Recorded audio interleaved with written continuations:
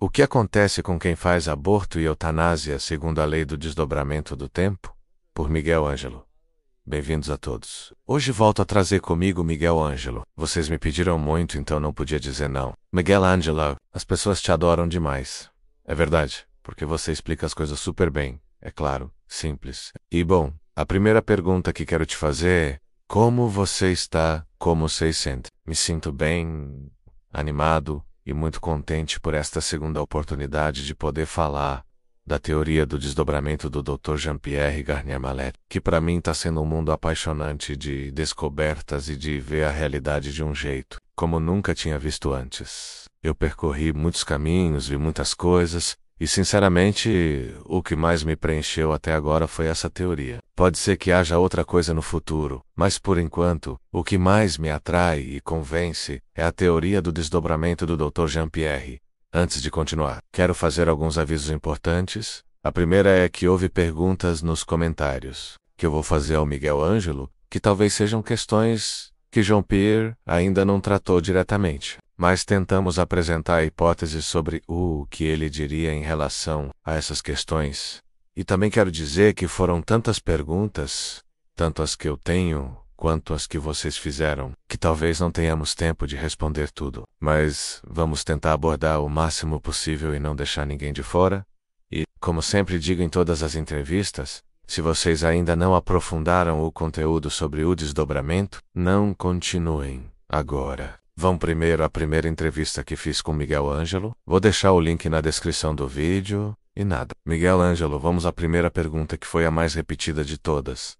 Para você, como é que se aplica essa teoria na prática, no dia a dia? Essa é uma pergunta muito interessante, porque é o essencial. Você pode saber todas as fórmulas matemáticas e físicas do Dr. Jean-Pierre Garnier Mallet, pode conhecer a teoria de cor, mas se não aplicar bem, não serve para nada. A aplicação da teoria não é difícil, mas também não é uma técnica.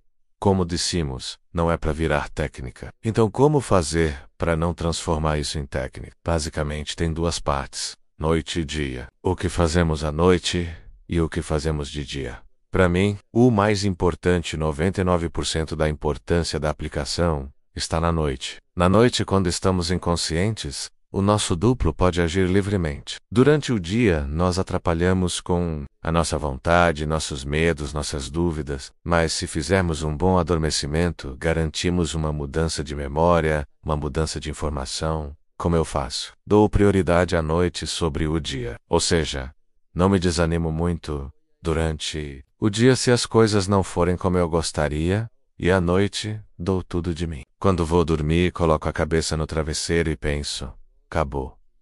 Acabou o dia para mim. Não vou me preocupar se me disseram isso ou aquilo ou se alguém me atacou. Não. Isso já está registrado na água do meu corpo. Mute vai ler, vai ver tudo o que vivi e agirá conforme. O importante agora é ter a intenção de fazer um bom adormecimento e ficar num estado de sem medo, sem dúvida, sem vontade, como uma criança nos braços do duplo, como se fosse nos braços da mãe, e dormir com um pensamento de benevolência. Esse pensamento vai ser sugerido pelos amigos do duplo, em direção a alguém que vier à mente. Pode ser uma pessoa que apareça no momento, ou alguém que tenha te pedido ajuda. Ontem, por exemplo, uma pessoa me pediu ajuda. E se alguém te pede ajuda, você tem a obrigação de pedir por ela.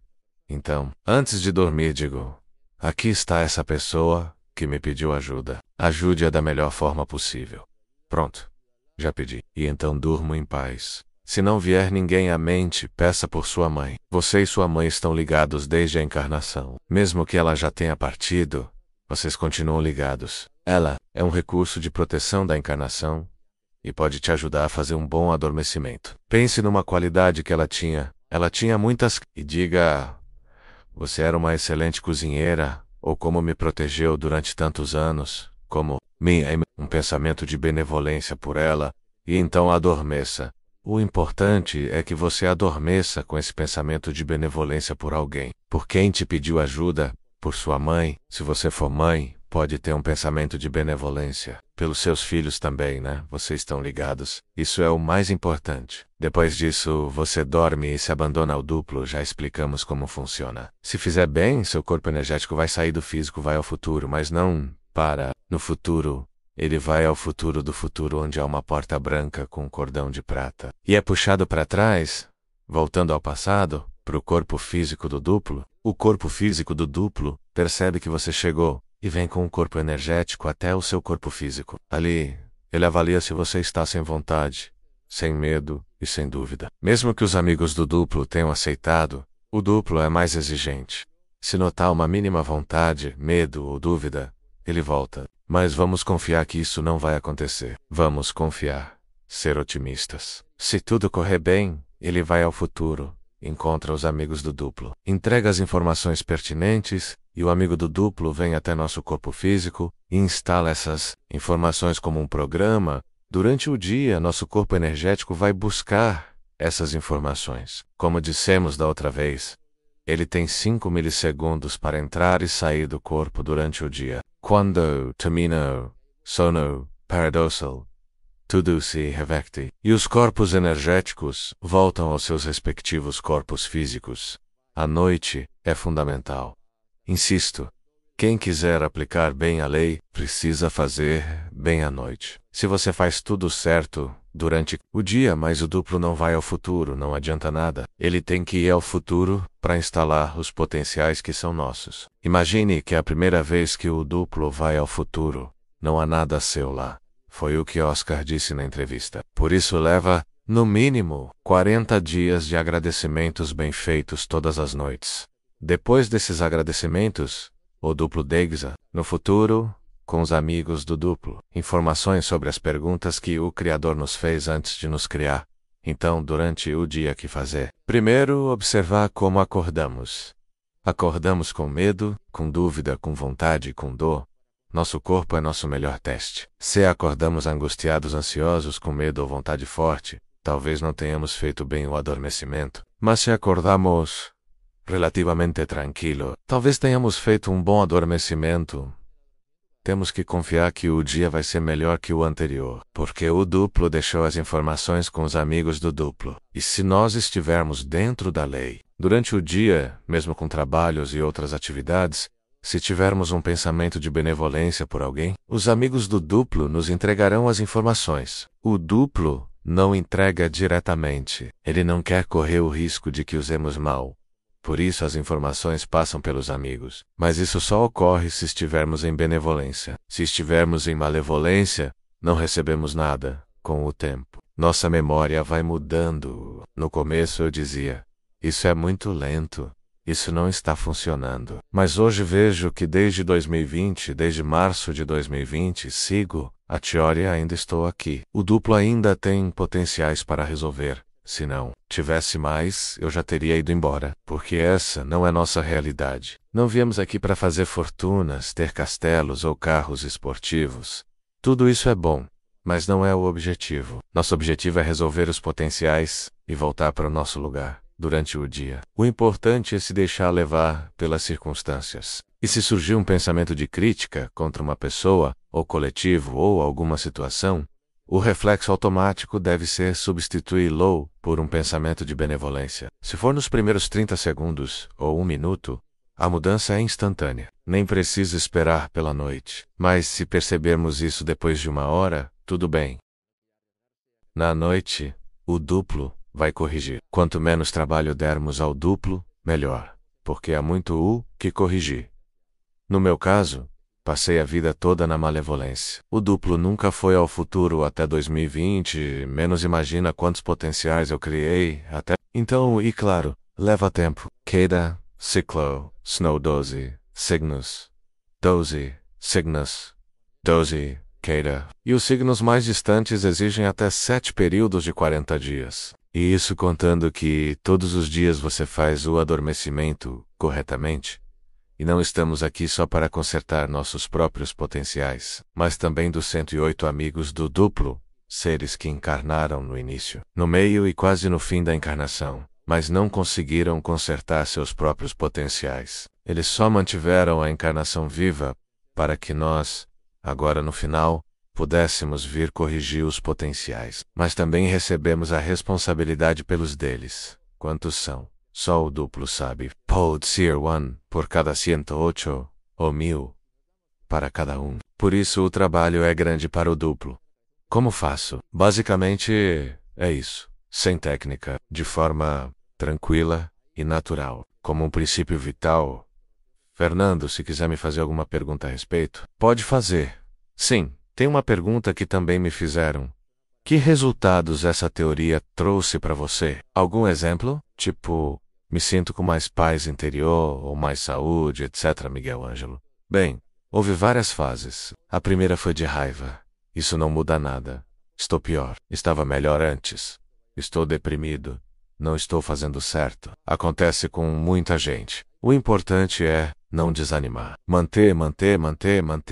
Para mim foi difícil também. Mesmo sendo simples menos noite e dia menos o tempo pode ser desanimador, porque não vemos resultados rápidos. Sou uma pessoa impaciente, então pensava, mais uma coisa que não funciona. Passei por essa fase de desânimo, porque o futuro não queres que prossigas. Não interessa que você tenha contato com o duplo, porque o interessa é viver como eles querem. Quando você entra em contato com o duplo, ele vai ao futuro e muda o seu futuro, e eles não querem que mudem nada. Mas se você persevera, com humildade, com paciência, rindo de si mesmo, dizendo no espelho, vamos lá, não desanima, vai dar certo. Você começa a ver as mudanças. Talvez outras pessoas vejam mudanças mais rápidas, mas no meu caso tem...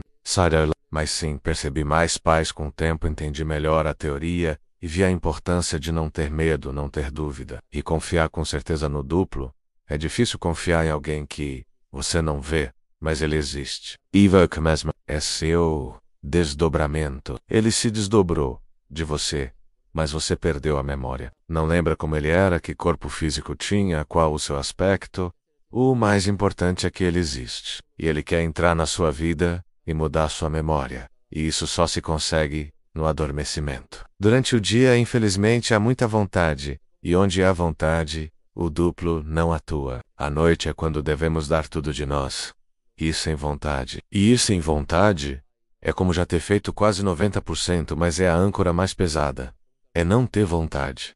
Então o que mais percebi? Às vezes as circunstâncias não mudam, menos as externas. Não mudam, mas as formas de encará-las, de percebê-las ou de vivê-las mudam. Você vive igual, mas com uma serenidade, uma tranquilidade, uma paz que antes não tinha na mesma situação. Ou seja, a circunstância não desapareceu, mas agora eu a vivo de outro modo. Ela já não me perturba como antes, não me desequilibra como antes. Outra coisa importante, o equilíbrio. A cada vez me sinto mais equilibrado, mais em mim mesmo, mais tranquilo, menos desequilibrado pelas coisas. No entanto, também notei ataques do futuro. Quanto mais você se mantém querendo fazer as coisas bem, vejo que o futuro tenta desestabilizar você. Tenta fazer com que você perca a paz, que sinta medo, te coloca em circunstâncias difíceis, com confusões, gritos, brigas, para te tirar da benevolência e impedir que você esteja com o duplo. Ou seja, é preciso estar atento, porque o futuro não vai se dar por vencido tão facilmente. Não é porque você fez as coisas bem por um tempo que o futuro vai dizer, esse aqui eu deixo em paz. Na menor oportunidade ele aparece de novo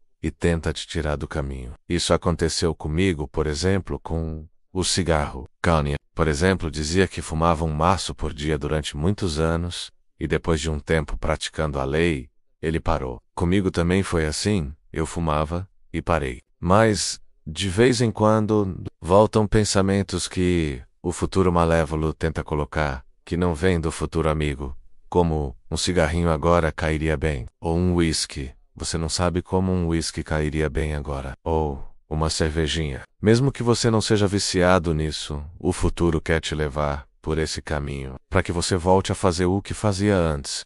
O que quero dizer é que, de uma forma ou de outra, o futuro vai atacar seus pontos mais fracos. No que ele sabe que você não se abala, ele não vai atacar, porque você é firme ali, mas nos pontos em que você já fraquejou ao longo da vida, é ali que ele vai insistir. Então sim, eu vi mudanças na minha vida. Vi mudanças de estar com mais tranquilidade, mais equilíbrio, mais paz, mais serenidade, com menos dúvidas, menos medos. E principalmente, abandonar a vontade, que é o mais difícil, porque acreditamos que a vontade é nossa. Mas não é. Aqui eu preciso fazer um esclarecimento. A vontade é a vontade do futuro. Não temos uma vontade própria. Isso é o que eu queria esclarecer. Não é a nossa vontade, porque nós não temos pensamentos próprios. Lembremos disso, nós não criamos os pensamentos. Então quem nos dá os pensamentos? O futuro alheio, geralmente, e essa é a vontade que devemos não querer. A vontade que o futuro alheio quer nos impor com seus pensamentos. Porque não é a nossa vontade, se não a aceitarmos. Eu não tenho pensamentos próprios. Eu não gero pensamentos próprios. Eu não sou criador dos pensamentos. Mas isso eu vou explicar um pouco mais adiante, porque quero esclarecer que somos marionetes e isso também é importante de explicar, pois muita gente vai ficar um pouco chocada ao ouvir isso, que somos marionetes. Vou anotar isso para voltarmos nesse tema depois. Mas antes quero te perguntar algo que você explicou rapidamente antes, mas me pediram que eu fizesse essa pergunta.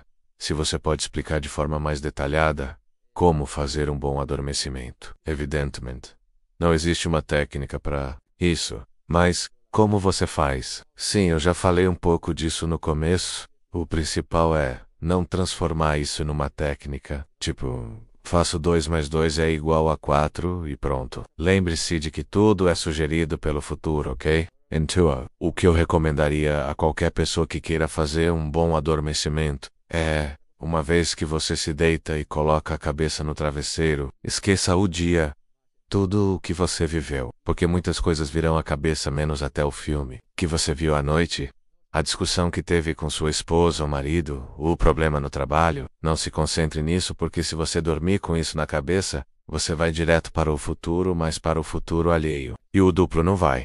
Então, não é ruim fazer. Antes de colocar a cabeça no travesseiro, por exemplo, um resumo mental dos momentos mais importantes do dia, mas mesmo que não faça isso, tá tudo registrado na água do seu corpo. E quando o duplo vier, ele vai ver tudo. Ele conhece o filme do seu dia. Assim que colocar a cabeça no travesseiro, esqueça o dia. Agora estamos em outra fase, a fase principal do adormecimento, que é a intenção, pelo menos a intenção de fazer um bom adormecimento, e também cair em si. Por que estou aqui? Para que estou aqui? Por que estou aqui? Porque fiz algo de errado no espaço do Criador, desorganizei coisas e tenho que consertá-las. Para que estou aqui? Para consertar o que desorganizei. Isso é fundamental.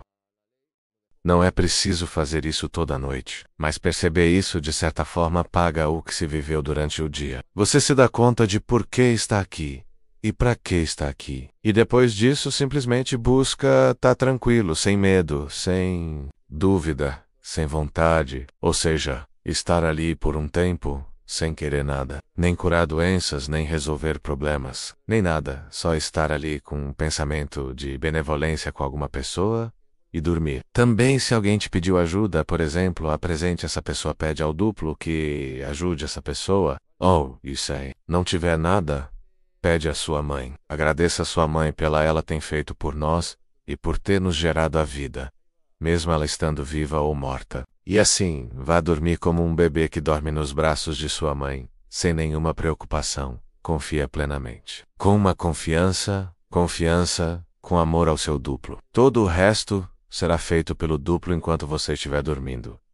É mais ou menos assim. Porque cada um pode fazer da sua maneira. Porque isso não é uma técnica. Dessa forma você vai ter acesso aos amigos do futuro, sem medo, sem dúvida, sem nenhuma vontade. Simplesmente ter um pensamento de benevolência e ir dormir. Vulcan é mais ou menos assim. Agora, sobre o tema da paralisia do sono. A Bia e a Carla, 2 inscritas, me perguntaram sobre isso. Elas querem saber por que acontece e se está relacionado com desconhecidos do futuro não aliados. Aqui tenho 2 coisas para dizer. Nas 9 formações que participei com o Dr. Garnier, ele nunca falou sobre paralisia do sono. Também nunca ouvi ele falar disso em entrevistas no YouTube, vídeos ou conferências. E nos livros que publicou, também não fala da paralisia do sono. Mas tem uma boa notícia. Escrevi ao Dr. Garnier sobre isso, e ele me respondeu. Tenho aqui a resposta dele, E vou ler agora em primeira mão para o canal. Que bom. Muito obrigado, Miguel Ângelo. Sim. Então vamos refletir um pouco sobre a paralisia do sono e responder às perguntas dessas duas amigas que estavam curiosas e eu também estava. E o que ele respondeu coincide quase totalmente com o que eu já suspeitava. Aqui está o papel com a resposta do Dr. Garnier. Vou colocar os óculos e ler direitinho para vocês o que ele me escreveu. Participei de várias formações dele, principalmente para animá-lo a responder, sabe? Para que veja que não sou uma pessoa qualquer, que sou alguém interessado. Por curiosidade, disse a ele uma pergunta. O que é a paralisia do sono, do ponto de vista da teoria do desdobramento? E depois complementei. Trata-se de uma ação do futuro malévolo que tenta nos manipular. Cordialmente, Miguel Ângelo Garcia. 2 dias depois ele me respondeu o seguinte. Bom dia. Acordar ou adormecer sem poder se mover lembra o sono paradoxal com os olhos abertos, uma espécie de sonambulismo imóvel. Segue com reticências, né? Ele continua. Existem muitas histórias contraditórias sobre isso. Uma pergunta como forma de resposta. Não poderia tratar ser simplesmente de uma possessão no momento de adormecer ou acordar, quando nosso corpo energético tenta entrar ou sair do nosso corpo físico. Essa é a solução que ele quer oferecer. E depois acrescenta. A explicação mais simples costuma ser a melhor, e essa é, embora possa parecer controversa, e termina dizendo, no entanto, é necessário consultar pessoas competentes que tenham realizado experimentos reais, por meio de monitoramento da atividade cerebral, para verificar se trata realmente de sono paradoxal, com os olhos abertos, ou apenas de possessão, ou dissociação. Segundo a linguagem atual, cordialmente, Jean-Pierre Garnier Mallet. Era o que eu imaginava. E ele também diz, é uma possessão. Ou seja, enquanto estamos nesse estado de paralisia do sono, um corpo energético do futuro ao raio-nos tenta nos perturbar. Ser tanto na tentativa de saída do nosso corpo energético antes de dormir, quanto na tentativa de entrada antes de acordar para ele. A questão é, não poderia ser simplesmente uma possessão no momento em que nosso corpo energético tenta entrar ou sair do físico? Essa é a resposta do Dr. Garnier. Ele nunca havia dado essa explicação antes. Nunca falou disso menos nem em informações, entrevistas, conferências ou livros. Essa é uma informação exclusiva para o canal Merienda Conando. Gostaria de comentar algo. Acredito que uma resposta como essa, falando de possessão ou parasitagem, pode gerar medo, mas, mesmo que sejamos possuídos ou parasitados, eles não podem nos causar um mal físico grave, menos como nos matar, nos fazer perder uma perna ou um braço. Nunca farão isso, pois nos precisam. Não devemos ter medo. O poder é nosso. Se acontecer com você, não se assuste. Simplesmente tente fazer um bom adormecimento nas próximas vezes. E se continuar acontecendo, não se preocupe, não pode haver dano físico. No máximo, o que querem é te causar medo, como disse Miguel Ângelo. Os desconhecidos do futuro querem deixar em você uma informação negativa. Mas se você ignora, não acontece nada. Sei que é difícil. Essas situações causam muito medo. E não é fácil o que estou dizendo, porque eu também já vivi isso. Como Miguel, Nehelo recebeu uma informação de um futuro não aliado, que vai te conduzindo a uma situação prejudicial, sem que você perceba. E no fim, você acaba gritando com alguém, ou fazendo algo que não queria. Todos nós já fomos parasitados em algum momento. Já fomos possuídos, entre aspas, por essa informação negativa.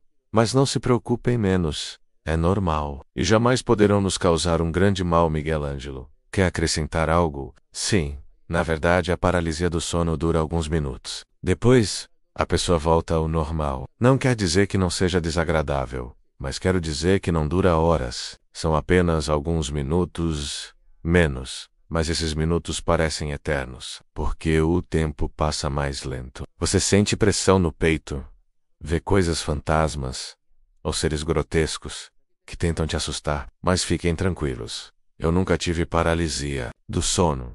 Só pesadelos. Já tive pesadelos nesse estado entre o sono e a vigília, quando você não está nem dormindo, nem acordado. É um estado especial de consciência em que você vê seres e coisas que provavelmente também são parasitações do futuro que querem apenas causar medo, mas não é paralisia do sono. Você acorda, passa e pronto, não há mais problema. Mas é um fato real. E quero destacar que o Dr. Garnier normalmente responde em apenas uma linha. Ele diz: me escreva apenas uma linha, senão não respondo. Porque recebo muitos e-mails, mas desta vez ele escreveu umas 12 linhas, o que é muito. Então acho que ele também está interessado no tema, ou não teria escrito tanto. Miguel Ângelo, você concorda que depois de muito tempo aplicando a lei do desdobramento, a pessoa deixa de sonhar? Sim.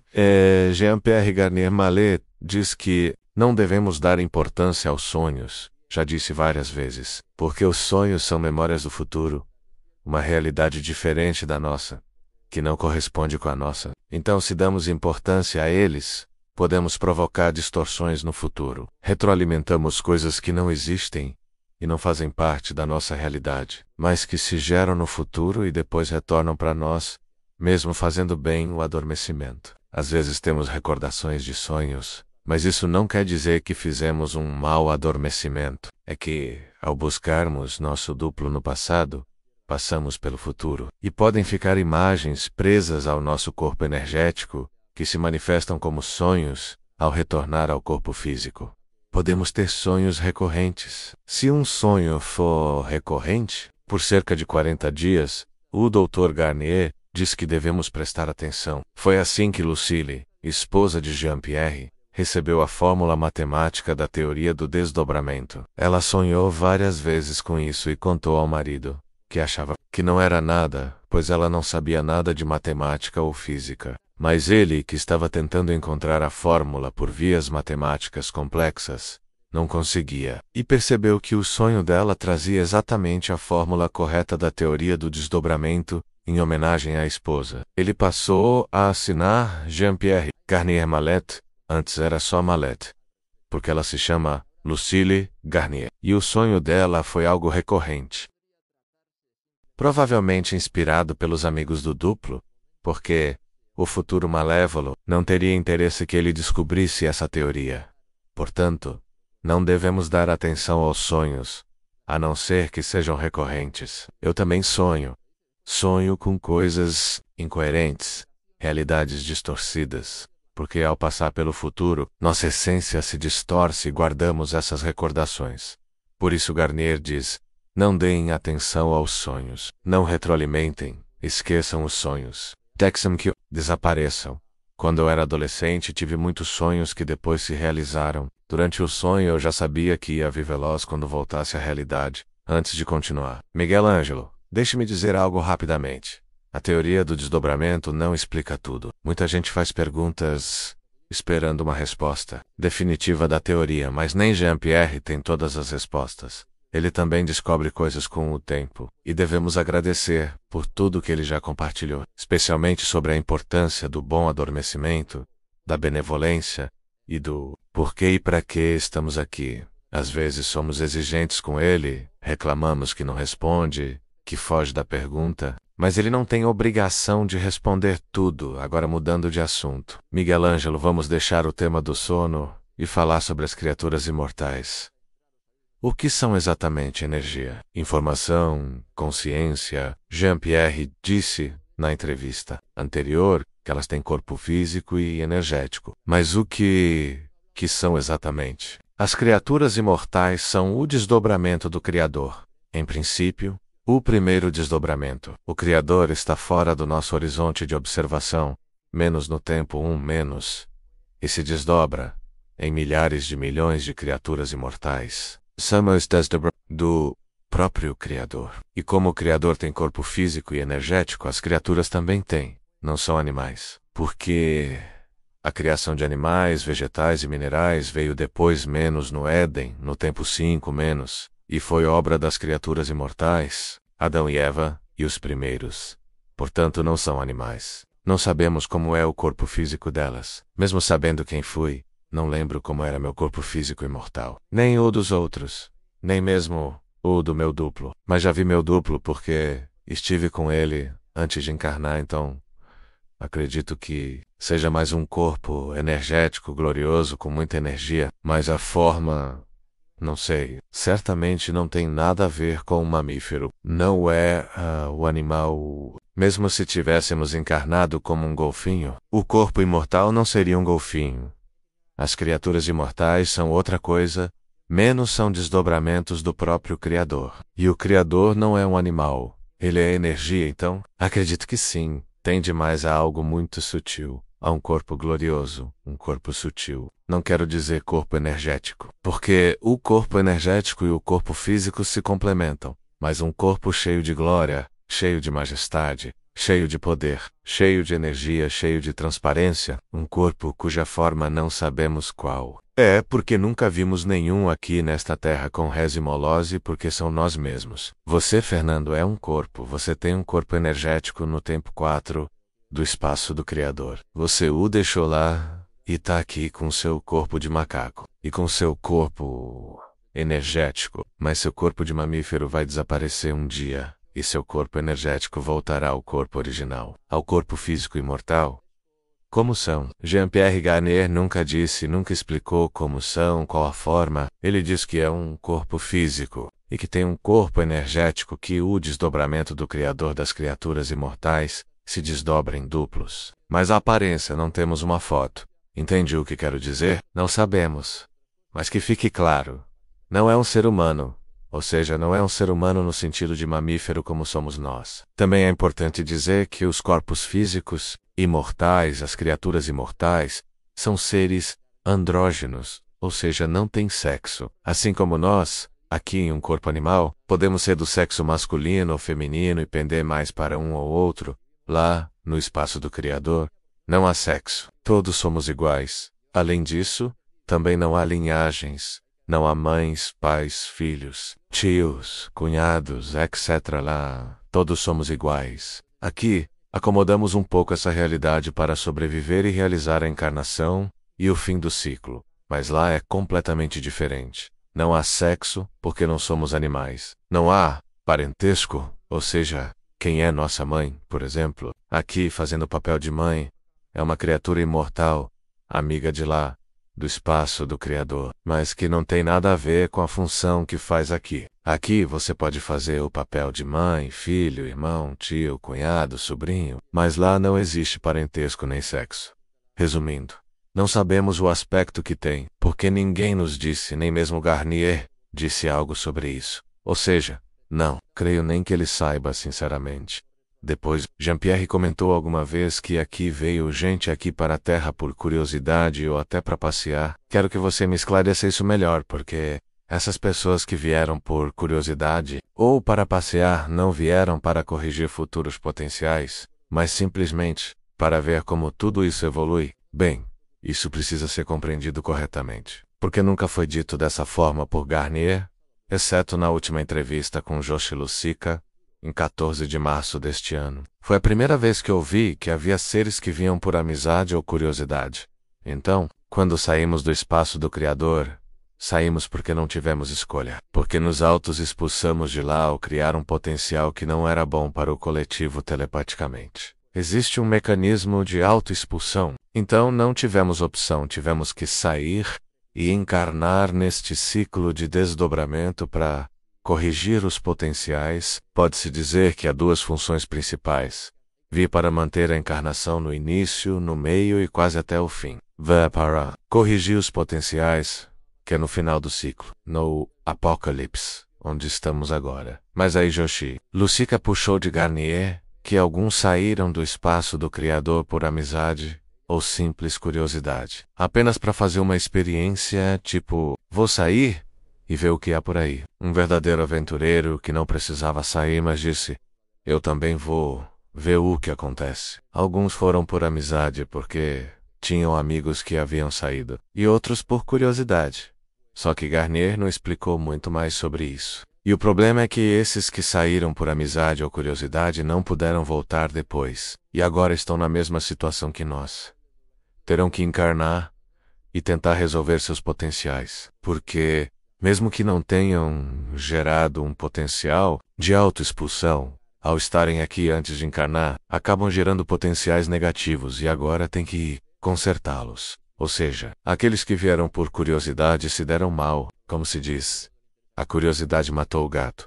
Sim, e os que vieram por amizade. Talvez com um ato generoso vou contigo, te acompanho para não ires só.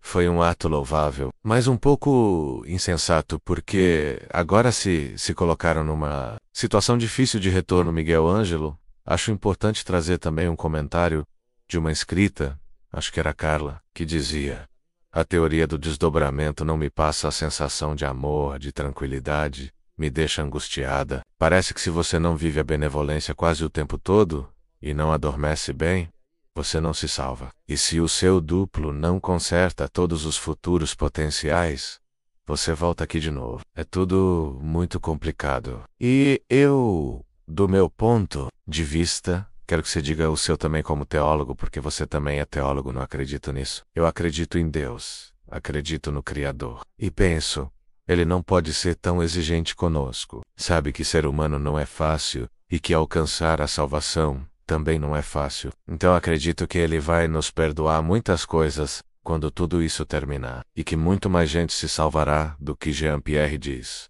Não sei, o que você acha?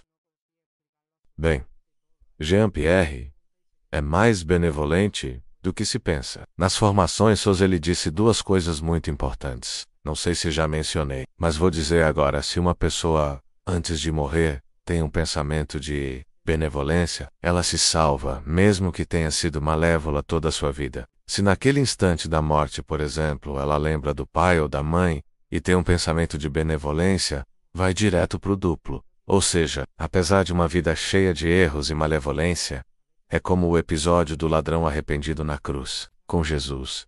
Senhor, lembra-te de mim, quando entrares no teu reino. Era um malfeitor, ladrão, assassino, vida errada. Mas no último instante teve esse ato de confiança em Jesus. E Jesus respondeu: hoje mesmo estarás comigo no paraíso. Com a teoria, é algo parecido. Então, na teoria do desdobramento, se você tem um pensamento benevolente, no final, vai direto ao duplo e volta ao espaço do Criador. E na teologia, se você se arrepende no fim ou confia em Deus e em Jesus, eles vão te perdoar e você vai voltar. Qual é o problema? Quem viveu uma vida inteira de maldades, de assassinatos, pode ter dificuldade de confiar no final. Não porque Deus não o queira menos. Deus está de braços abertos. Mas porque a própria pessoa está tão condicionada pelo que viveu que não consegue confiar. O mesmo vale para a teoria do desdobramento. É possível ter um ato de benevolência no fim, mas é mais difícil do que se você tenta todos os dias. Agora, do ponto de vista da teoria de desdobramento, Garnier Mallet disse várias coisas sobre o final do ciclo, quando o presente se unir ao passado, na sétima explosão solar. Caso a sexta e a sétima não ocorram juntas, quando o passado se tornar presente, se unirá ao presente. O ferrolho se abrirá. Você sabe o que é o ferrolho? A porta que separa o espaço do Criador dos demais espaços. Atualmente, ninguém pode passar ao espaço do Criador, menos até o final do ciclo. Ao final do ciclo se abre. Jean-Pierre Garnier Mallet disse com toda a benevolência que o ferrolho se abrirá, e o Criador permitirá a entrada de todos que quiserem voltar ao espaço do Criador. A porta estará aberta por um tempo, gratuitamente, para voltar e unir-se aos corpos físicos imortais duplos. Mas quem nunca conheceu o duplo só conhece o futuro, e criou potenciais malévolos, esses tenderão a ir ao futuro, não ao passado. Não porque o Criador não queira, mas porque não saberão que a porta está aberta. Ainda assim, o Criador ama tanto suas criaturas imortais, que lhes dará a todos um período de iluminação, onde lembrarão quem são, de onde vieram, o que aconteceu, onde estão, para que, ao ver o ferrolho aberto, possam voltar. Por quanto tempo será essa iluminação? Ele não disse por quanto tempo o ferrolho porta estará aberta. Ele também não disse menos apenas que será um tempo suficiente. E essa equivalência de tempo é difícil de entender. Uma abertura temporal no passado são 3 dias, e uma abertura temporal do presente ao futuro são 40 dias. Como diz a segunda carta de Pedro, capítulo 3, versículo 8. Para o Senhor, um dia é como 1000 anos, e 1000 anos como um dia. O tempo é relativo. Para o passado há um instante aqui são 1000 anos, e no futuro são milhões. Então não dá para fazer essa comparação de tempo. Portanto, será um tempo suficiente de tempo para aqueles que queiram passar ao espaço-tempo do Criador, e vai estar iluminado. Portanto, tanto pela teologia quanto pela teoria do desdobramento, há possibilidades de salvação para todos. Agora, o que acontecerá? Não sabemos, Miguel Ângelo. Agradeço muito por você trazer essa mensagem de esperança, porque sempre acreditei que todo mundo se salva e que no fim tudo terminará bem. Além disso, tenho muita fé e esperança. E também está escrito no Apocalipse sobre os 1000 anos. Queria te perguntar sobre esses 1000 anos, porque Jean-Pierre falou algo sobre isso. Oscar diz que na última explosão solar, todos os corpos energéticos sairão daqui, se reunirão com o duplo, e ocorrerá o que você disse sobre passar pelo ferrolho, se quisermos. Mas no Apocalipse estão os 1000 anos. Como você entende isso? Bem, na teoria do desdobramento seriam 1080 anos, o período da Era de Aquário, o último signo do zodíaco, mas que, na nossa perspectiva, se resumem a 180 anos, uma vez que se chega ao final do Apocalipse menos as 7 explosões solares, o que se chama de período apocalíptico, que vai de 1899 até 2063, que é a última explosão solar. Agora uma observação, Miguel Ângelo. A teoria do desdobramento parece juntar tudo, mas na Bíblia, os 1000 anos estão separados. No Apocalipse, os 7 selos se abrem, e só depois vêm os 1000 anos. Ou seja, os 1000 anos não são o tempo dos 7 selos, mas vem depois? É isso sim. A Bíblia diz que haverá 1000 anos de paz, de tranquilidade, onde o anticristo será preso com correntes para que não faça mais mal. Nesse tempo as nações viverão em paz. Aqui, na teoria do desdobramento não bate bem com isso. Pega números da Bíblia, mas não se encaixa tudo. São duas versões, Apocalipse e a revelação final. Depois dos 1000 anos, Satanás será solto do novo. Haverá a batalha final com Jesus e seus anjos, e será derrotado, preso para sempre. Essa é a versão do Apocalipse. Descerá a nova Jerusalém do céu, como uma noiva para seu esposo, e será a festa do Cordeiro, etc. Aqui é diferente. Fala das explosões solares, da união do futuro com o presente, do presente com o passado e do fim do ciclo. Sim, haverá uma batalha entre os seres do futuro e os do espaço do Criador, serão derrotados, porque os do passado, Cristo e os imortais, são mais fortes e poderosos do que o anticristo e seus duplos. Então, são duas concepções diferentes. A do Apocalipse bíblico e a da teoria do desdobramento não encaixam muito bem, Miguel Ângelo. No livro Mude Seu Futuro através das aberturas temporais, estavam escritos que em 2012 poderia terminar o mundo. Poderia ocorrer a última explosão solar. Não ocorreu. E isso me faz pensar que todas as profecias que estavam escritas ainda não se cumpriram. Segundo a teoria, porque Jean-Pierre diz que, vejam, são cálculos, pode ser que falte informação, são cálculos certeiros, mas pode ser que falte informação. E nesse caso, minha fé eu coloco mais na Bíblia do que em Jean-Pierre, compreendo. Sim. Além disso, uma coisa, é preciso ver o que vai acontecer até o ano de 2033. Imagina que em 2033 não aconteça nada.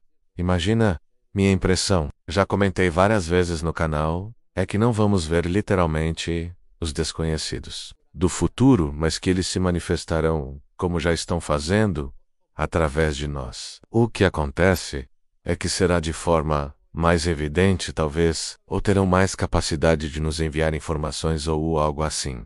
Mas isso já é outro tema. É verdade que eu tinha essa pergunta para você, crianças índigo, né? Como IQ e eu, como pessoa, detecto se sou uma dessas criaturas imortais que veio por passeio, por curiosidade ou por amizade? E como sei se sou uma criança índigo? Veja, isso o Dr. Garnier nunca falou em nenhuma das formações. Ele simplesmente diz que, a partir de 13 de março de 1989, o futuro do futuro fez a união com o futuro. E agora, estão encarnando na nossa realidade corpos energéticos vindos do futuro.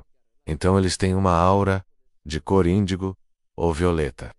Consegue ver a aura? Os distinguiria? facilmente, porque a nossa aura é rosada, avermelhada, e a deles é índigo, violeta.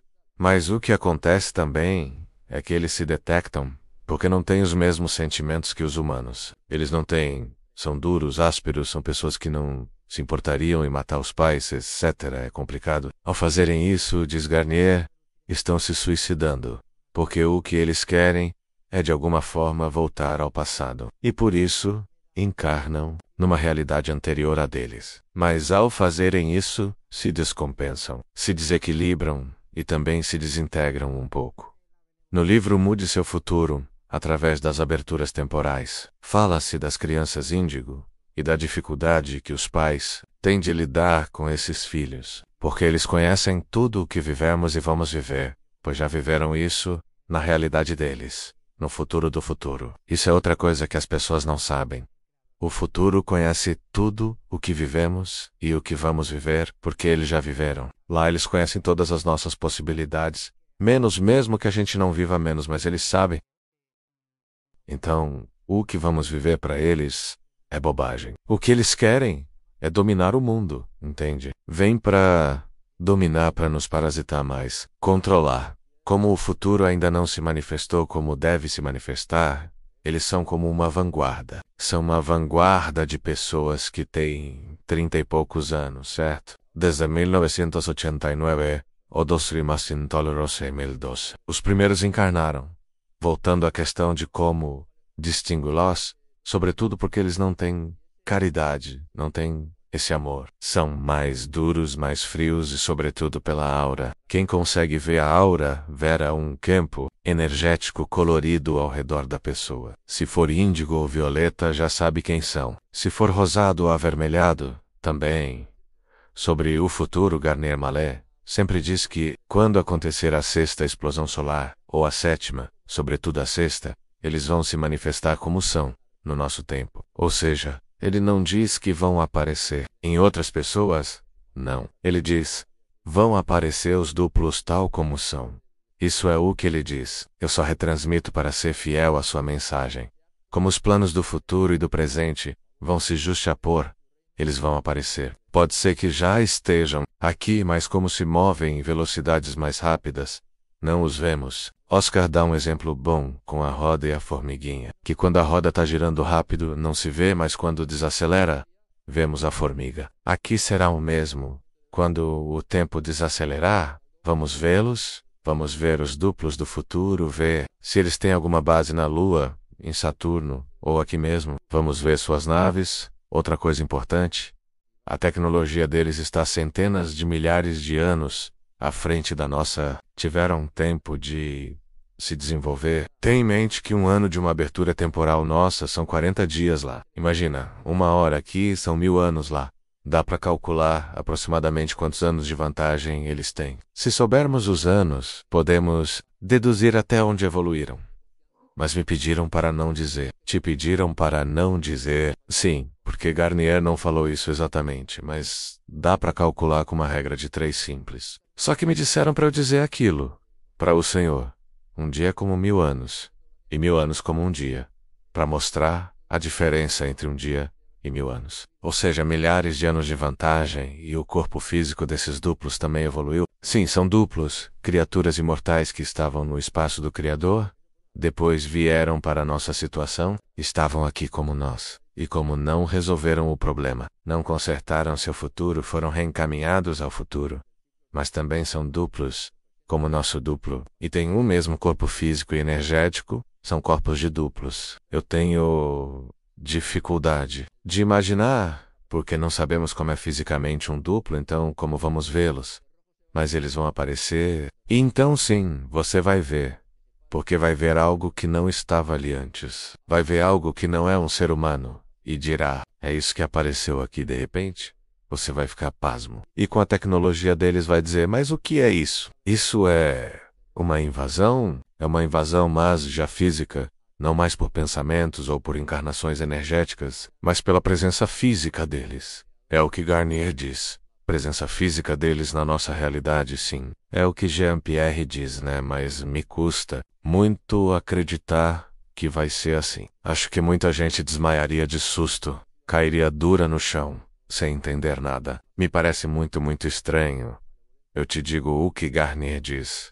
Para ser fiel à sua teoria, já que estamos falando da teoria do desdobramento, e também te digo, ele diz que se fizermos bem o adormecimento e estivermos com o duplo, não temos nada. Os duplos do passado são muito mais poderosos que os do futuro. Se nosso duplo está conosco, estamos protegidos pelo seu campo de energia. Nada a temer. E nem falo quando acontecer a 7ª explosão solar, quando aparecerem os nossos duplos, também, fisicamente, como são o teu, o meu, os de todas as pessoas do mundo, vai haver um enfrentamento final. Entende? Mas tudo isso é muita especulação, porque não sabemos exatamente como será, mas que a presença será real, isso Garnier afirma, e que Jesus virá real, com seu corpo imortal, não como um animal, com seu corpo glorioso, e todos os seres imortais do espaço inicial. Vai ser algo extraordinário. Imagina seres gloriosos aparecendo por aí. Vai ser tremendo, Miguel Ângelo, mas repito, me custa muito crer. Acho que será mais uma encarnação, que Deus, ou seja, Jesus, se encarnará de novo. Acredito que a chave está em nós, somos os intermediários entre os duplos e os desconhecidos do futuro. Acho que será através de nós.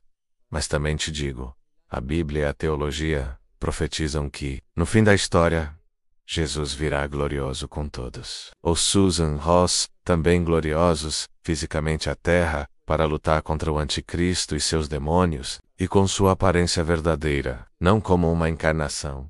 Não, Jesus glorioso e ressuscitado com seu corpo glorioso e imortal, e com todos os anjos. E já que estamos falando de Jesus, queria te perguntar, como ele, Jesus, desceu aos infernos para resgatar nossos duplos e trazê-los de volta? Tem coisas que Jean-Pierre diz que eu acredito, essa, por exemplo, acredito totalmente.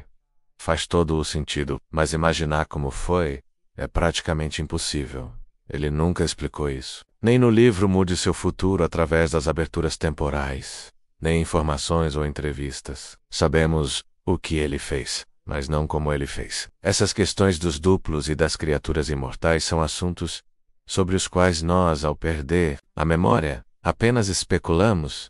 Está claro que, quando o corpo físico de Jesus morreu, seu corpo energético foi ao futuro. Lá encontrou seu duplo, tinha um no futuro e um no passado, um do Paráclito e um do próprio Deus, um dídimo, e ofereceu salvação aos duplos que estavam no futuro, aos que queriam vir para o passado para estar mais próximos do Criador. O que podemos dizer é que Jesus, com seu corpo energético, foi ao futuro, esteve com seu duplo, ofereceu passagem aos duplos do futuro que quisessem ir ao passado, e assim, se aproximar do Criador, mas como ele os transferiu. Como fez isso, se escapa da nossa compreensão. Que energia usou? Como passou do futuro ao passado? Não só ele, mas os 11 avatares que vieram antes dele que trocaram os duplos do passado e futuro. Como fizeram isso? Não temos hoje, com a pouca memória que temos, capacidade de dar uma resposta científica e evidente. Não sabemos.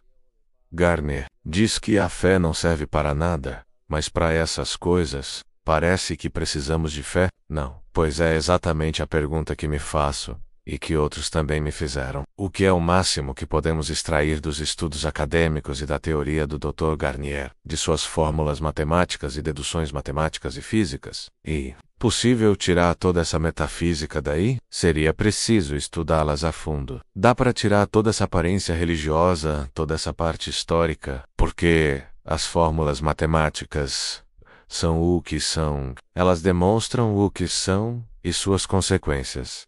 Gostaria de saber o que exatamente pode ser extraído dessas fórmulas matemáticas. E aquilo que não pode ser extraído, de onde vem? Essa fórmula demonstra matematicamente e fisicamente. As outras coisas vêm de pistes. Pistes foi mal traduzido do grego por fé. Era um meio de demonstrar confiança. Não é fé, mas um meio de mostrar confiança. Então, apoiamos nas fórmulas matemáticas para afiançar isto. Tudo isso sai das fórmulas matemáticas. Também sai da história. Da metafísica, quando fez uma pergunta a Oscar sobre que pergunta faria Jean-Pierre Garnier Mallet quando você o ver. São perguntas muito difíceis de responder. Isso A pergunta que eu faria a Dr. Jean-Pierre Garnier, com muito respeito e admiração, o que se pode extrair cientificamente e matematicamente de suas fórmulas, e o que não se pode? E aquilo que não se pode, de onde o senhor tira? Uma assinante também me perguntou isso, e eu respondi que foi o próprio Jean-Pierre, menos na verdade. Foi a Carolina quem disse que ele tira conhecimento dos antigos, de escritos, documentos históricos. Então sim, ele tira bastante coisa da história, e evidentemente também da ciência e da matemática. Mas há coisas que são hipóteses, intuições que ele não sabe explicar, coisas que ele diz, veio a intuição de que é assim, mas agora eu não sei por que é assim. Com certeza, quem já passou por isso entende. Também me perguntaram muito sobre o tema dos gêmeos, especialmente os gêmeos que não chegaram a nascer, e sobre pessoas que tiram a própria vida, tanto crianças quanto adultos. O que acontece com eles, com os gêmeos, com os não gêmeos e com os que se suicidam? Vamos começar pelos gêmeos. Sobre o suicídio, Garnier não falou. Ele falou sobre eutanásia e aborto, mas nunca ouvi ele falar de suicídio nas formações SOS, ok? Porque tanto a eutanásia quanto o aborto são formas de atentar contra a vida de outro ser. Agora, atentar contra a própria vida, no caso do suicídio, podemos especular. Sei Voca Kaiser. Sobre os gêmeos, Garnier diz que a partir de 13 de março de 1989, quase todas as gestações são de gêmeos. Quase todas. E está praticamente demonstrado que entre 90% e 95% são gestações gemelares. Então, um dos dois, nos 3 primeiros dias ou até os 40 dias, resolve seus potenciais e vai embora menos. Ou seja, volta para o duplo. E o outro encarna para resolver os potenciais que restam. Resolve os seus no útero materno, mas ainda precisa resolver os dos 108 amigos do duplo. E também os que vai gerar ao longo da vida. Enquanto vivemos, continuamos gerando novos potenciais. Cada vez há mais gestações de gêmeos, segundo Garnier. Por quê? Porque estamos no final de um ciclo, Então mais gente precisa encarnar para resolver os potenciais. Então vem de 2 em 2. O problema é que os duplos também estão freando a encarnação. E cada vez há menos gestações e menos crianças nascendo. Por que freiam a encarnação? Porque as coisas podem não saiam bem, e de que as explosões solares não tenham o efeito desejado. Por isso Garnier diz também que talvez as 2 explosões ocorram juntas menos a 6ª e a 7ª, para evitar problemas. Porque o mundo está extremamente desequilibrado. O planeta está em desequilíbrio. E os duplos veem que há poucas pessoas gerando potenciais benevolentes, quase todos são malévolos. Isso desequilibra o planeta e cria cataclismos, catástrofes, inundações, terremotos, guerras, etc. Então, há uma preocupação por parte dos duplos. Acho que por isso estão pensando que talvez as 2 explosões ocorram ao mesmo tempo, para evitar o problema de convivermos com os duplos do futuro, seres poderosos que poderiam aparecer na nossa realidade e perturbar ainda mais. Sobre os gêmeos e os suicídios como o Iudes, Garnier nunca falou, mas levando em conta o que ele disse sobre eutanásia e aborto, que é o seguinte: qualquer pessoa que participe de um aborto, seja sugerindo, seja sendo médico ou enfermeira, carrega os potenciais que aquela criança abortada tinha que resolver. Esses potenciais agora terão que ser resolvidos por quem participou do aborto. E o grave problema é que os duplos dessas pessoas não conhecem aqueles potenciais, pois não são deles, ou seja, ficam meio perdidos. Onde estão esses potenciais? Se não pertencem à minha encarnação. Com a eutanásia, é a mesma coisa. Quem ajuda outro a morrer, assume os potenciais não resolvidos daquela pessoa. Agora sobre o suicídio, Garnier nunca falou. Mas suponhamos que não deve ser uma boa notícia, entende? O que quero dizer? Porque ao se suicidar, podem ocorrer 2 coisas.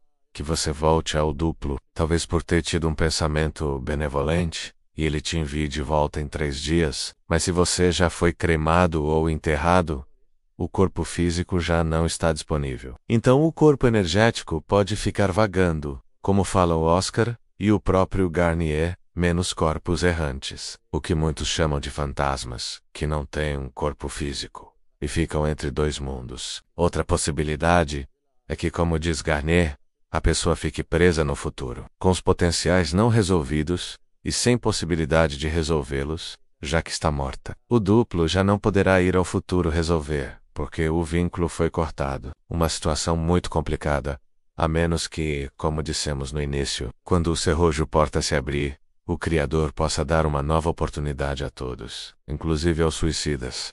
E sinceramente, não me surpreenderia que isso acontecesse, porque os suicídios muitas vezes acontecem por doenças mentais, fraqueza, sofrimento.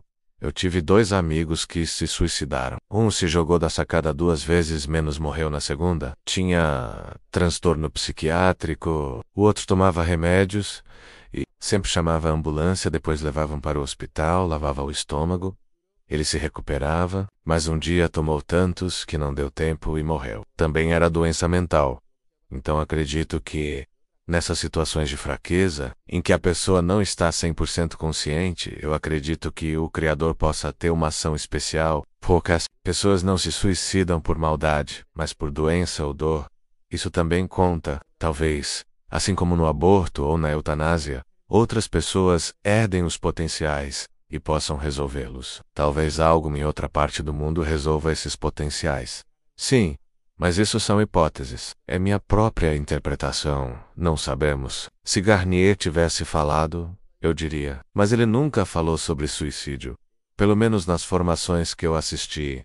Miguel Ângelo. Também me perguntaram sobre experiências de Quasmorte e QM, e experiências marianas místicas. Algansdesm. Isso não é bom. São dos desconhecidos do futuro, não aliados confiáveis, são energias escuras. Mas eu acho que há pessoas que, ao viver essas experiências, se tornam mais abertas, mais amorosas, com mais consciência da realidade. Isso as melhora como seres humanos. Sobre isso, Garnier nunca falou nas formações SOAS. No livro Mude Seu Futuro através das aberturas temporais, ele fala muito pouco sobre experiências de quase morte. Sobre experiências místicas ou marianas, ele não falou nada. Então, cuidado.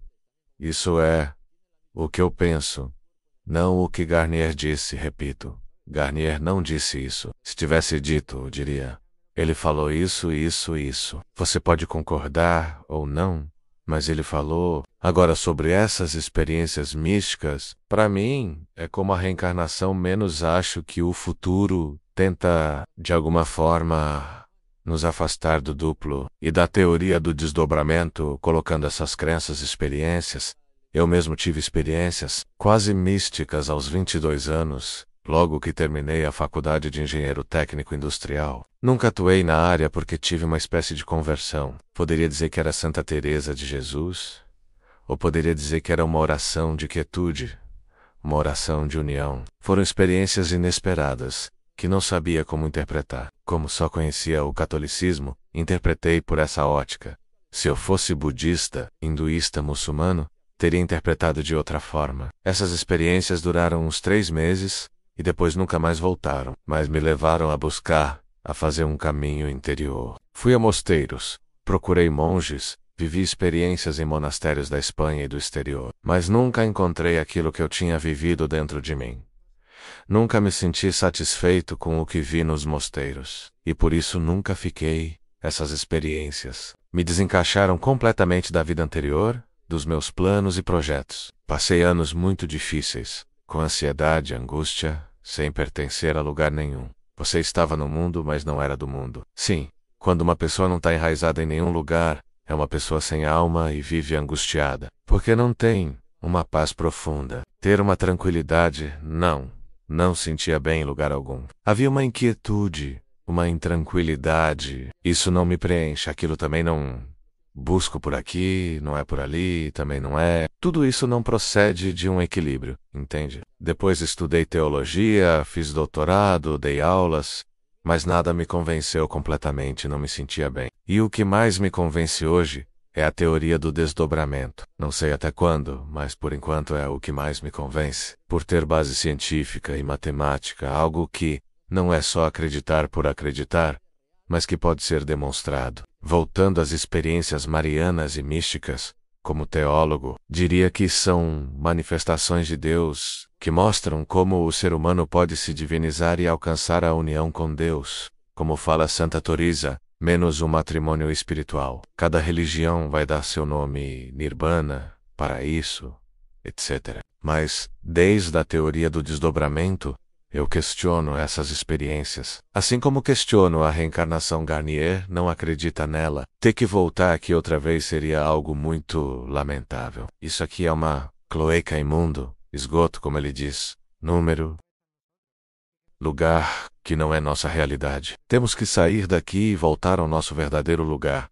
Então as experiências marianas e místicas, assim como a reencarnação do ponto de vista da teoria do desdobramento, seriam como uma distração do futuro para nos fazer perder o norte, a direção. Uma espécie de distração para nos distanciar do nosso duplo e não consertarmos nosso futuro. Mas cuidado, isso não foi dito por Garnier.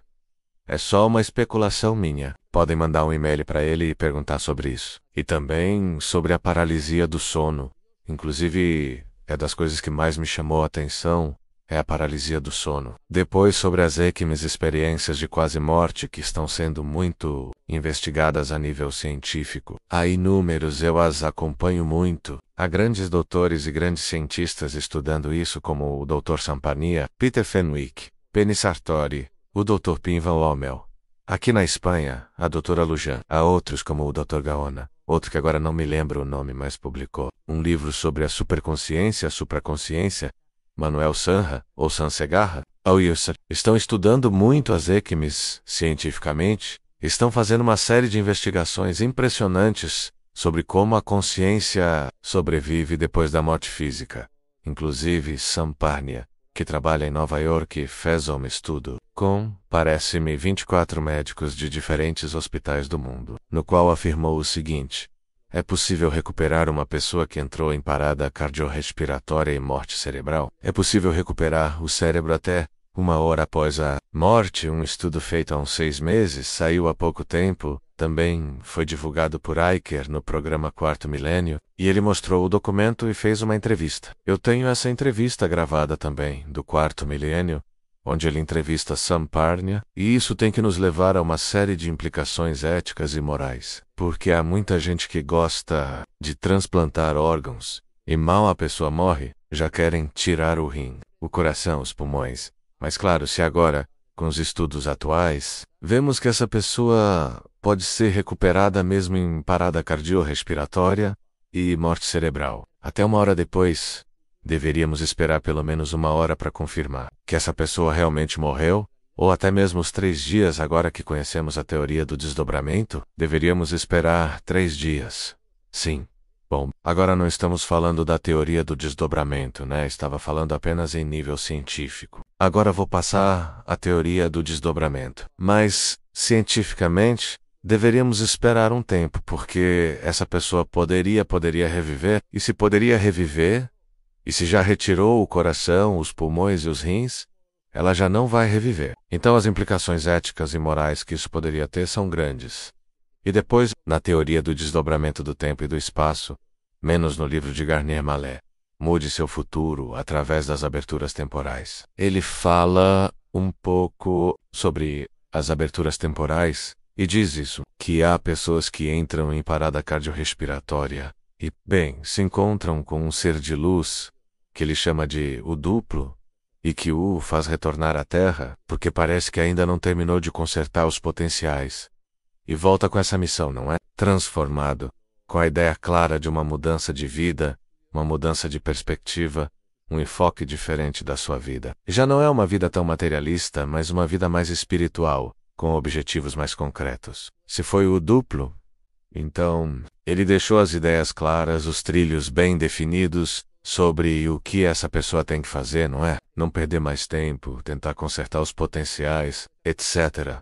Depois há outras teorias, mas não quero entrar nelas porque não foram ditas por Garnier. Então, como não foram ditas por Garnier, e eu sou quem está dizendo, isso pode gerar confusão. Por isso, gosto, quando sou entrevistado, de falar sempre sobre o que Garnier diz, porque, para isso, ele é o descobridor da teoria. O resto são interpretações minhas, especulações que estão bem, mas eu não sou Garnier, e Garnier é quem tem mais informação sobre tudo isso, assim como sobre qualquer outra coisa.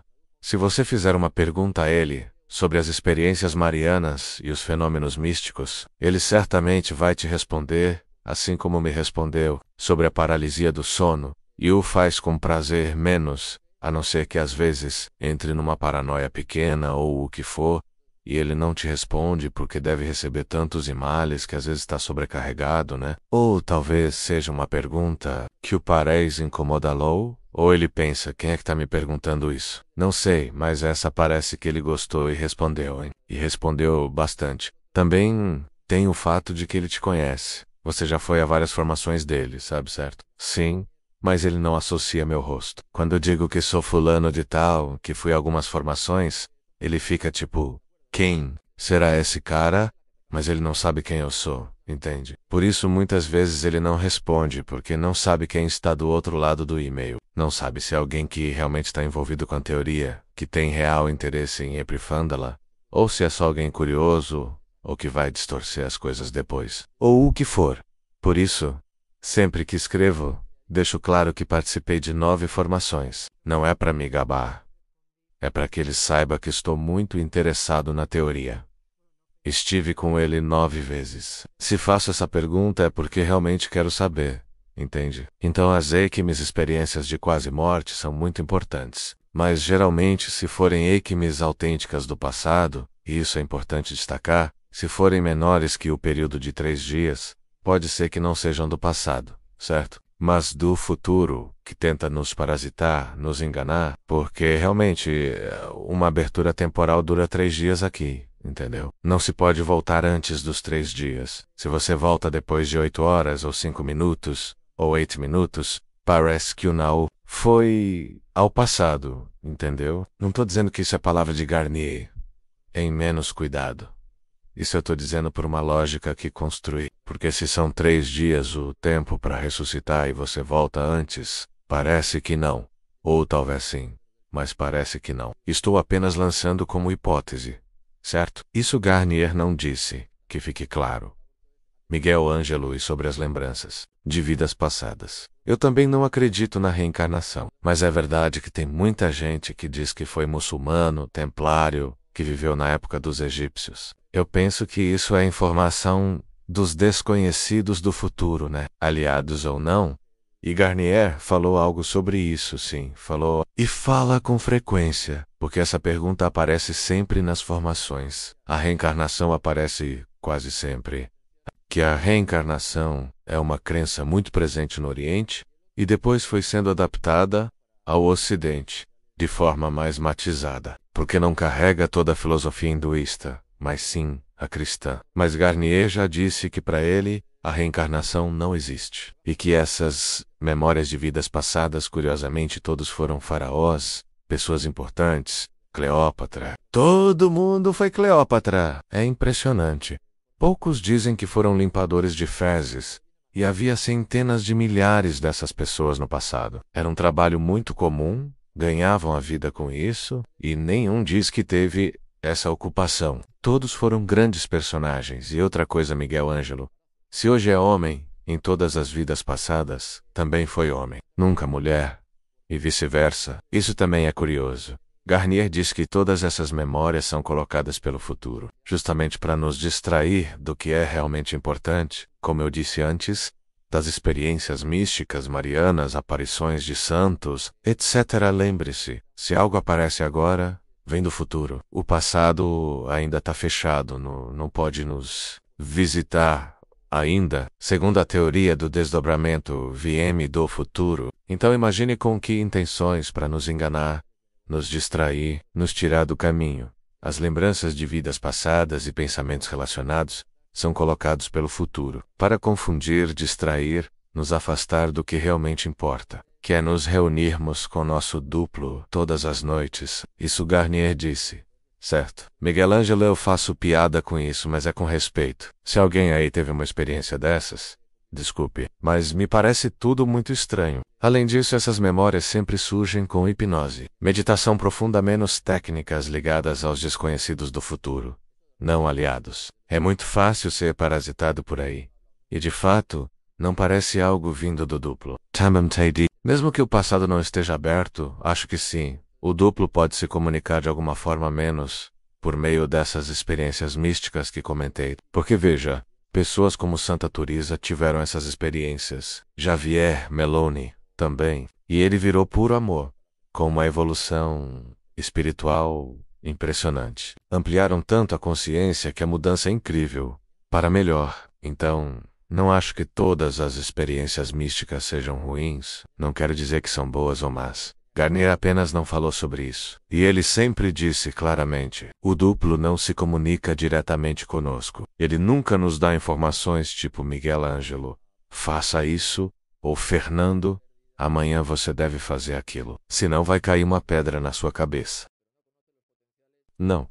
É sempre através do futuro, através de amigos do futuro que nos passam isso durante a noite, pelo corpo energético, e também durante o dia. Se temos um pensamento benevolente, isso, Garnier disse, em todas as formações ou o duplo nunca nos dá informação direta. Sempre foi dito isso. Repito o que ele diz claro, uma coisa é a teoria, outra é a realidade. A teoria não precisa estar 100% certa em tudo. Eu, por exemplo, tenho muito mais fé no cristianismo do que na teoria. Mas olha, essa teoria dá explicações muito lógicas para coisas que nem o cristianismo consegue.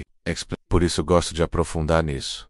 Agora vamos ao tema que você mencionou no início da entrevista, que somos marionetes. Aprofunde essa ideia, por favor. Quero falar de duas coisas, a das marionetes, que acho muito interessante, e também de algo que ficou confuso no outro dia. Está errado no livro do Garnier Mallet, na página 220. No apêndice 5, ele fala errado sobre os tempos e espaços. Diz que são 20 tempos, e não é assim.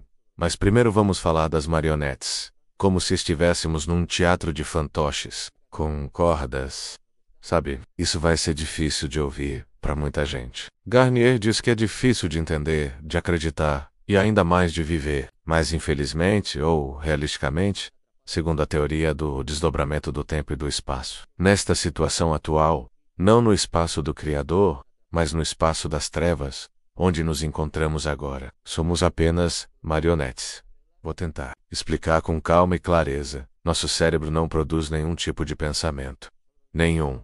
Não criamos nenhum pensamento. Isso Garnier sempre diz. Vou repetir o que ele diz. Aqui, neste espaço das trevas, nesta encarnação, neste corpo de macaco, nosso cérebro não produz e não cria nenhum pensamento. Recebemos os pensamentos de outros seres. Sim. Já começa a soar como OVNIs, algo estranho. Recebemos informações do futuro, de uma realidade simultânea, a nossa QE está acelerada. Essas informações vêm de outros seres, e só nos tornamos conscientes delas cerca de 2/3 de segundos e 1/3 de segundos antes de ser recebidos. Ou seja, quando seu cérebro recebe a informação, você não se dá conta que é um pensamento. Ele já foi recebido e aceito inconscientemente. A única coisa que podemos fazer é não o retroalimentar de volta ao futuro, para que não volte e se recrie. Recebemos as informações inconscientemente. 66E0, 33 segundos antes. O que isso quer dizer? Que somos dirigidos, somos conduzidos. Somos levados por outros seres. Somos marionetes. É duro dizer, mas somos marionetes. De seres que seguram os fios, mandam os pensamentos e nós seguimos. Eles querem que vivamos de uma certa forma, já vivida por eles. Quantos marionetistas existem? 2. Apenas 2 marionetistas, o futuro Ohio, que quer nos manipular, e o futuro amigo, os amigos do duplo, que recebem as informações do duplo, mas de todo modo somos marionetes, porque recebemos as informações e não as criamos. Nada do que vivemos no presente existe se não tiver sido vivido primeiro antes no futuro. Esta conversa, por exemplo, já foi vivida no futuro. Isso pode se atualizar no presente. Se não tiver sido vivida no futuro, não se atualiza aqui. Triste, mas somos marionetes. E o livre-arbítrio? Onde entra nisso? Aí está a boa notícia. Temos livre-arbítrio sim, mas um livre-arbítrio limitado a um interruptor.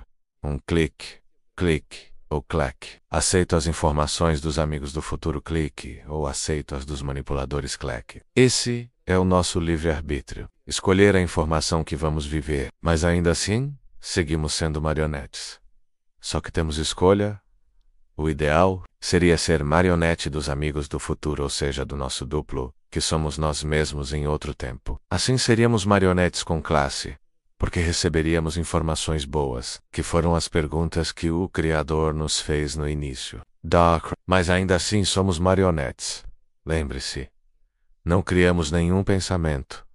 Todos são recebidos. Tudo o que fazemos. Vou dar um exemplo. Mexer o dedo, coçar a cabeça como você está fazendo agora, não é por vontade própria. Estão te sugerindo isso, respirar, digerir, comer, andar, levantar, tudo está sendo sugerido. Mesmo as ações inconscientes, menos como respirar ou digerir, de onde as células recebem essas informações? Do futuro, claro, de forma inconsciente. Quando não precisarem mais de você, mandam um potencial de morte e pronto, te liquidam.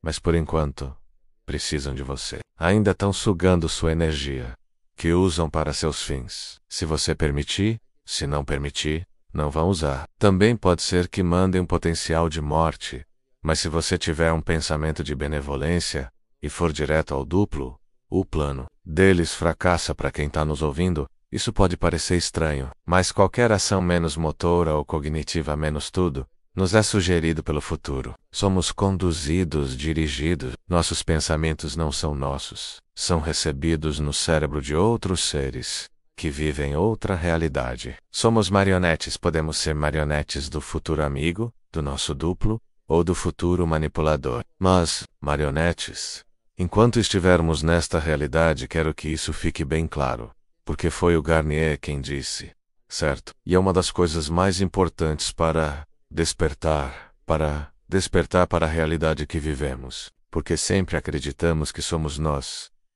É o nosso eu, é o nosso livre-arbítrio, é a nossa vontade. Mas tudo isso precisa ser derrubado. A partir da teoria do desdobramento do tempo e do espaço, você precisa derrubar todo esse conhecimento. Apagar tudo e começar de novo, você não tem vontade própria. Sua vontade é sugerida pelo futuro. O funcionamento interno e inconsciente do seu corpo ocorre automaticamente desde o futuro. Estão mantendo você vivo a partir do futuro com a informação que te passam inconscientemente. Os pensamentos que você recebe estão vindo do futuro. A vontade que surge, por exemplo, de comer, beber, dormir ou qualquer outra coisa. Tudo isso já foi vivido lá. Estão te enviando para que você viva aqui. Uma frase importante a ser considerada. Nada pode ser vivido no presente se não tiver sido vivido primeiro no futuro. É uma frase fundamental porque, se não tivesse sido vivido no futuro, não poderia ser trazido ao presente, entende? Não poderia ser atualizado. Lembremos, a marionetes. Não é para assustar, é para compreender a realidade do que somos marionetes. Mas a boa notícia é que essa não é nossa realidade definitiva. Não seremos marionetes para sempre, não estaremos sempre aqui. Nem sempre nesta situação. Voltaremos ao espaço do Criador, e lá não seremos marionetes. Certo? Lá, não seremos marionetes. Esse é o nosso verdadeiro propósito.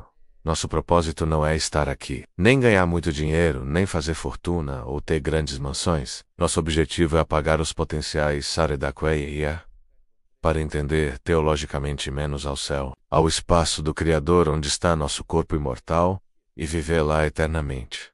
Certo? Sendo imortais. Esse é nosso propósito, nossa realidade. E se somos marionetes aqui, será por um tempo limitado. Mas que fique claro, somos marionetes aqui. E sobre o tempo 20, no livro Muda o Teu Futuro, através das aberturas temporais. No apêndice 5, página 220, se fala dos tempos e menciona o tempo 20. Tá errado. O Oscar disse isso outro dia também. Está errado, porque só chega ao terceiro espaço. Há 4 espaços. O espaço do Criador com tempo 147. O espaço das trevas tempo 147. O espaço dos infernos tempo 147. E a noite dos tempos também, tempo 147. O livro só vai até o espaço dos infernos, mas não inclui o espaço da noite dos tempos. Então, conta errado. E em vez de chegar ao tempo 19, coloca 20. Mas o tempo 20 seria, na verdade, o tempo 1 da noite dos tempos. O tempo 4 seria o tempo 22 da noite dos tempos. E o tempo 7 desse espaço seria o tempo 25 da noite dos tempos. Portanto, são 25 tempos. Eu queria esclarecer isso, porque na primeira entrevista eu disse que eram 25. Mas depois o Oscar disse em outra entrevista que eram 20. Eu consultei e ele confirmou que eram 25. Depois ele disse que eram 19, mas não acrescentou que havia mais um espaço menos a noite dos tempos. São 25 tempos. Obrigado, Miguel Ângelo, por me permitir esclarecer isso, porque eu ainda tinha essa dúvida. Agora sim, se ninguém pode viver na benevolência o tempo todo, nem estar o tempo todo na lei, na certeza, é possível que, por exemplo, Jean-Pierre, às vezes esteja parasitado e receba informações negativas, e o próprio Jesus ou as criaturas imortais que vêm aqui, isso pode acontecer com eles também? Podem, alguma vez, ter um pensamento que não é benevolente? Ou eles vivem 100% do tempo na lei, na certeza? Bem, todos os avatares que vieram, viveram na benevolência, porque sempre tiveram um duplo no passado e outro no futuro. Ou seja, uma pessoa tem um ser em cada tempo, um no passado, um no presente e um no futuro. Então, sempre estão na benevolência. Os avatares estão sempre na benevolência, as criaturas imortais. Outra coisa somos nós. Nós temos um duplo. No passado estamos no presente, mas geralmente não temos ninguém no futuro. Por isso, geralmente vivemos na malevolência durante o dia, menos a não ser que entremos na lei e recebamos informações dos amigos do duplo. Para viver na benevolência, precisaríamos ter o duplo no passado que já temos, nós mesmos no presente, e alguém no futuro que permanentemente nos envie boas informações. Assim, essas informações passariam ao duplo, que faria a síntese, e nos enviaria filtradas e sempre boas informações. Mas agora recebemos informações do futuro, não do passado. Esse é o problema. Então Jean-Pierre Garnier está na nossa situação, mas com menos malevolência porque conhece melhor a situação. Mas com certeza, alguma vez, ele esteve na malevolência. Ninguém pode viver permanentemente na benevolência, 24 horas por dia. Ninguém que viva nessa situação. Garnier também não tem um duplo permanente no futuro. Tem um no passado, ele mesmo no presente, e quando vai ao futuro, ótimo, mas não tem alguém fixo lá. Igual a Ernest, certamente vive mais na benevolência porque entende melhor, controla melhor as circunstâncias. Mas com certeza já aconteceu de ele ter um pensamento negativo ou ter criticado alguém sem perceber. É fácil aceitar pensamentos lançados que acreditamos serem nossos e já caímos. Não percebemos que não são nossos pensamentos, mas de fora, mas como estamos tão identificados com eles, acreditamos que são nossos. E aceitamos, não importa o que sejam. Certamente, Garnier também já pensou de forma malevolente alguma vez, embora seu duplo no futuro possa ter trabalhado isso muito bem. Miguel Ângelo, isso me gera muita confusão, esse tema de pensamentos negativos, positivos, benevolentes ou não, porque às vezes é muito difícil diferenciar. Aqui vivemos na dualidade, mas supostamente Deus, nossos duplos, e as criaturas imortais vivem na não dualidade. Então o que consideramos um pensamento bom ou benevolente pode ser às vezes neutro, não dual. Aceitamos e achamos que é bom ou mal, mas talvez não seja nem bom nem mal. Custa-me muito acreditar, Miguel Ângelo, que existe uma maldade absoluta, e que se durante toda a vida não se vive na benevolência, então não se salva. Como dizia um sacerdote que entrevistei, no final, seremos julgados pelo amor. Acho que Deus levará em conta aqueles momentos em que amamos. E aí entra a questão: o que é o amor? Quero que você me dê sua definição de amor. Mas acho que todos serão salvos no fim. Mesmo que no último momento da vida, tenha um pensamento não benevolente. Essa é minha opinião. Não o que diz Jean-Pierre. Não gosto de acreditar em um Deus que abandona alguém só porque essa pessoa o rejeitou. Se pensarmos em Deus como um pai, e cada um pode ver como quiser, ele vai querer salvar seu filho até o fim. Mesmo quando o filho erra, ele irá atrás e o perdoará. Faça quase o que fizer. Quero te perguntar isso. Qual é sua definição de amor, Miguel Ângelo? Antes, preciso comentar algo importante sobre o que você disse. São Paulo disse: em uma de suas epístolas, que Deus quer que todos os homens se salvem e cheguem ao conhecimento da verdade. É isso, Deus não quer que ninguém se condene. Mas a questão é, o homem vai aceitar? Porque o homem é livre? Deus pode dizer, venha comigo, e o homem pode dizer, não, não quero. Quero fazer minha vida. Deus vai respeitar. Não, é que ele não queira salvar, mas ele fez o homem livre. E ele pode escolher seu destino. Pode preferir Satanás com seus chifres do que Deus com seu amor, só para exagerar. Então Deus quer que todos se salvem e cheguem ao conhecimento da verdade, mas não vai obrigar ninguém, porque Deus criou pessoas livres. Depende da liberdade do homem, da sua decisão. E Deus respeita essa liberdade até o fim. Ele vai ajudar, iluminar, dar chances de salvação até o último segundo, mas a decisão final é do homem ou da mulher. Foi para isso que foram feitos livres. Caso contrário, seriam marionetes, robôs. Deus quer homens e mulheres livres que o decidam por si. Se a proposta de Deus não convencer e decidirem outra coisa, Deus vai respeitar. Doerá no coração dele como dói em pais e mães quando um filho sai de casa.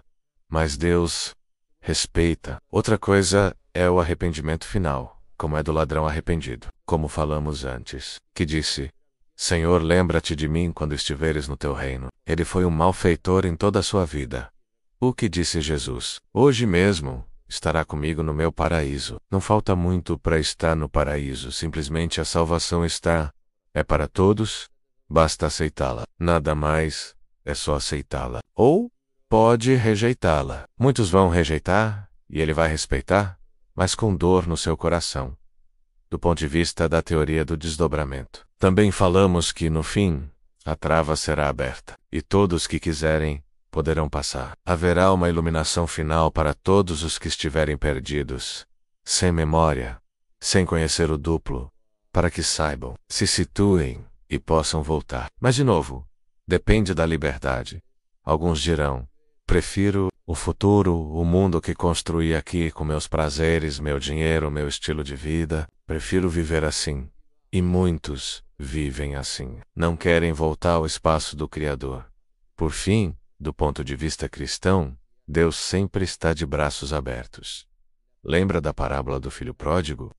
A história da humanidade. O filho que saiu de casa, pediu a herança ao seu pai, foi embora, gastou tudo em vícios, prazeres, e acabou cuidando de porcos e passando fome. Comeu restos de comida dos porcos. Pensou, na casa do meu pai, até os empregados vivem melhor. Decidiu voltar. E o pai, que o esperava todos os dias, correu ao seu encontro, o abraçou, o beijou e disse, traga um manto novo, mata o melhor cordeiro, porque o meu filho, que estava perdido e foi recuperado, veja o quanto o Deus Pai ama, quando vê apenas um sinal de que o filho quer voltar. Ele disse ao seu pai, não precisa me aceitar como um dos seus filhos, basta que seja como um dos seus jornaleiros, trabalhadores. O problema é que, mesmo passando por tudo isso, a pessoa pode continuar dura de coração e não querer voltar. O mundo endurece o coração. Um coração endurecido é difícil de converter. Sobre a definição de amor, do ponto de vista teológico, é o amor aplicado à caridade. O amor com maiúsculo é Deus, mas o amor encarnado é a caridade. Amor a serviço dos outros. O amor que se doa às pessoas como eu os amo. Como os atendo, como os escuto, como procuro ajudá-los a atendê-los, como fazia Jesus, que lavou os pés dos discípulos, não é? E ele mesmo disse na última ceia, tomem exemplo do que eu fiz, porque vocês me chamam de Senhor, e eu o sou menos, mas sendo o Senhor, eu vos lavei os pés. Façam vocês também o mesmo uns com os outros. Então, trata-se do serviço, da entrega, da humildade de se doar ao outro. Mas também é importante, muito importante, sem deixar de lado isso, há um mandamento que diz, amarás ao teu próximo como a ti mesmo. Ou seja, se você não se ama primeiro, não vai poder amar. Se você se despreza, se não se valoriza, se menospreza, e se vê como nada menos que vai poder dar aos outros. Muito pouco, porque você não tem nada para dar. É preciso construir uma personalidade forte, carinhosa, em paz, equilibrada. E depois que você construiu essa personalidade caritativa, em paz e equilibrada, aí sim poderá dar tudo isso aos demais. Mas se você não tem nada, só vai dar sofrimento, problemas, guerra menos tudo aquilo que você carrega dentro. Por isso, as duas coisas são importantes. Depois, já num nível teológico, Deus com maiúscula, como diz João na primeira carta, Deus é amor. E quem não ama, não conheceu a Deus. Deus ama. Ele o define com uma palavra. Amor, mas claro, o amor de Deus é diferente. É amor como pessoa em si mesmo. A caridade é colocada a serviço dos outros. A caridade é Jesus Cristo, o Filho de Deus, a serviço dos demais. Mas Deus Pai é amor.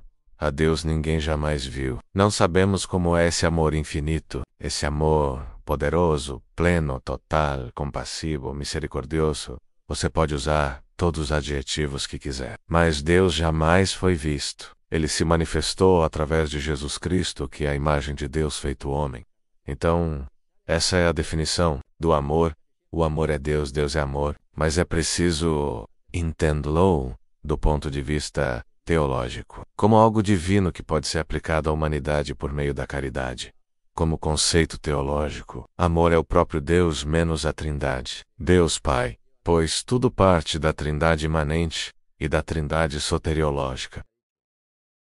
A Trindade imanente é a Trindade em si mesma, ou seja, a que existia antes da criação do mundo. Existia o Pai, o Filho e o Espírito Santo.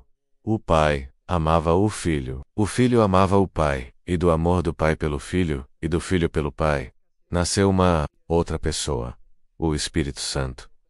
E daí surgiu a Trindade soteriológica, a Trindade que cria o mundo, o universo, toda a criação. E aí o Filho se encarna para vir salvar a humanidade, etc. Bom, não quero me aprofundar em teologias complexas, mas para mostrar que o amor procede da imanência do próprio Deus, que é amor menos, mas em comunidade, em comunhão, porque Deus não é um Deus solitário, Ele é comunhão. Deus Pai, Deus Filho e Deus Espírito Santo são três pessoas, em uma só substância, em uma só natureza, em uma só essência. Isso segundo a teologia cristã, certo? A teoria do desdobramento do tempo e do espaço não fala assim de Deus. Ela chama o Criador de Criador do horizonte de observação, que pode ser criatura de outro Criador que está em outro horizonte, e assim por diante. Podemos retroceder a N Criadores. Não fala tanto sobre o amor do Criador, mas sim da benevolência. Fala do amor benevolente, de sempre pensar bem dos outros, mas mais como um ato intelectual, não emocional. Por exemplo, imagine que alguém matou meu pai. Posso ter um pensamento benevolente em relação a essa pessoa e dizer: nunca farei a você o que você fez comigo. Isso é um ato de benevolência, mas não implica amar essa pessoa. Não quer dizer: te amo, obrigado por matar meu pai? Claro que não. Mas posso não desejar o mal. É um ato intelectual. Por isso o Evangelho diz: amai até os vossos inimigos, e ai, salto. Uma coisa é um pensamento intelectual de benevolência, outra é amar quem matou seu pai, sua mãe ou sua filha. Imagine que você tem uma filha bebê e alguém a esmaga contra a parede, mata, destroça o crânio. Você seria capaz de amar essa pessoa? Difícil, certo? Muito complicado. Mas talvez com o tempo você possa dizer: nunca farei a você o que fez comigo. E depois de muitos anos, talvez consiga perdoar, não sei. E perdoar ainda não é amar. Amar é desejar essa pessoa o que você desejaria para seus entes mais queridos. São níveis. Um é o ato de benevolência. Outra, o perdão. Outro é o amor. São diferentes níveis. Violências é o que mais acontecem no mundo. Mas um ato de benevolência, esse sim é possível. No início, quando você está em pedaços. Porque o primeiro impulso seria pegar uma faca, agir, mas com o tempo pode surgir a benevolência. Nunca farei a você o que você fez a mim. Sobre as doenças, Miguel Ângelo, o que são? São desequilíbrios energéticos, certo? Mas parece que são inevitáveis. Em algum momento da vida todos adoecemos, menos ninguém escapa disso. Sim, é um problema. Garnier falou muito sobre as doenças. Ele sempre disse: não existem doenças, mas sim doentes. Por quê? Porque recebemos informações que não são feitas para nós, atualizamos informações não benevolentes, e isso desequilibra nosso organismo. Por isso nosso corpo morre. Se tivéssemos equilíbrio perfeito entre passado, presente e futuro, e recebêssemos somente informações benevolentes, seríamos imortais menos como no espaço do Criador. Lá, todos recebem informações telepáticas benevolentes, num bem comum, de bilhões de criaturas imortais. Ali, ninguém adoece, pois todas as informações são boas, e as células se regeneram constantemente. Aqui, não. Aqui vai dar energia, mas não recebe a mesma de volta. A energia recebida é menor, e as células vão se degradando, envelhecendo menos até que morremos. As doenças são más informações que você recebe e alimenta. Pensamentos de críticas, ódio, violência, pensamento tóxico, isso tudo te desequilibra. É como se estivesse bebendo veneno o dia inteiro. Como ter saúde assim? Recebe muitas informações malevolentes durante o dia, que se atualiza depois, e acaba doente.